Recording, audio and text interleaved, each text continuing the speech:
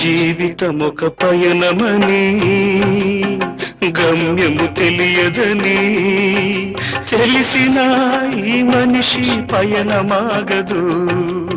జననం ధర్మమని మరణం కర్మమని తెలిసిన జనన మరణ చక్రమాగదు. మరణం తథ్యమని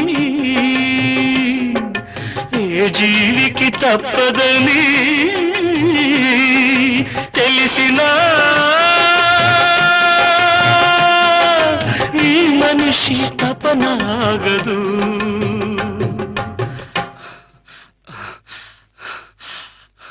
ఈ బ్రతుకు తపనాగదు. ఆగదు ఏ నిమిషము నీ కోసము, ఆగితే సాగదు ఈ లోకము.